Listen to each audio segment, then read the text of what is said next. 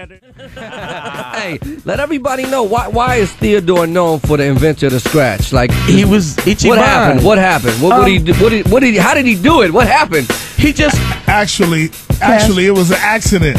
Yeah, it was an accident. That's where he put it. Theodore was in his room practicing one day, right?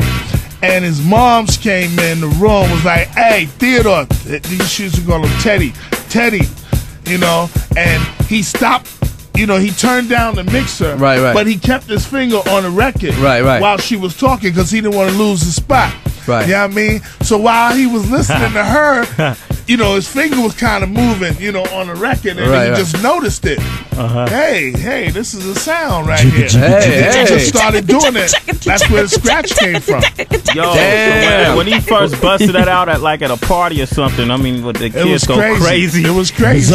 And I mean, first time I seen it, I got right on it because Theodore and I, we used to play together a lot at parties, and he'd have his turntable set up here and I'd have mine set up here, and like if I had a new record that came out, boom, I hit him with it, or if he had a new one, he hit me with it or something like that, and it was just crazy. Every time something new happened, it was like the new phenomenon. It was brand new. James too. It was like everybody gotta go do it. Right. Now, why is Kool Herc known as a godfather? He's the first one. Why? Just tell us the story. I mean, we had a 10-hour debate with KRS-One when he was doing a little verse for us. We got into the studio and it turned into a 10-hour debate of like his opinion, our opinion, and a lot of kids right now look up to like KRS and you guys as like Godfather, and they're always asking questions. Now we reaching like 11 million. So tell us, why is Kool Herc known for that?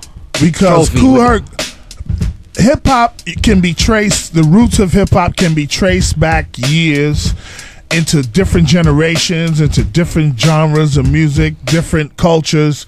But hip hop, as we know it today, as we know it, as DJing, MCing, and the breakdancing, graphic, hip hop in that sense of the word is a whole new culture that our generation started. Right. Okay, and Kool Herc was the starting point from there. How did he make it a study? He was the first DJ to come outside and play out in the parks and stuff and bring the kind of music that would turn into what we call hip-hop today.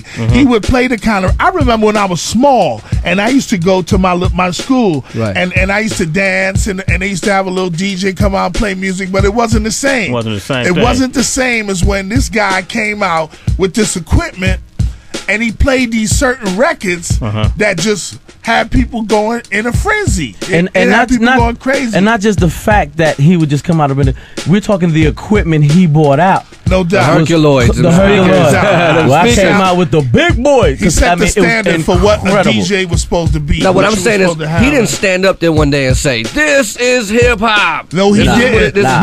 But the example that we took from seeing him come out and play grew into hip hop. So you saying that it grew into hip hop? Everybody in different boroughs was like, "Yo, man, this cat named Kool Herc is putting it down." You basically in the Bronx, because it was a phenomena in the Bronx before it even caught on to other boroughs. Right. You know, we had to. It had to become something first for people to grab onto. Right. You know what I mean? And once it became, it didn't take long, but once it became that, then it was like, yo, there's a jam going on. I mean, was it like crazy to see like somebody getting busy and you're looking on the dance floor and the people are rock steady is breaking or something and you're looking like, he's rhyming on stage. I mean, how did the name come about? You know what I mean? Like, how did it become like hip hop? Who said hip hop? You know what? It just kept happening. All right, it just kept happening. If it was a one-time occurrence, if you just went one time and saw somebody playing music in the park and people dancing and you never saw it again, you probably wouldn't think about it again. Right. You understand what I'm saying? But it just kept happening. About what year are you talking about right now? I'm talking about 1973, 74, 75, like that. Okay. Mid-70s. You know why? I mean, because it's important that y'all say this because me and Tech, a lot of kids come to us, you know what I'm saying? And it's like, it's a lot of education that's just been missed. And this is what people need to hear, you know, where it came from, how it got started.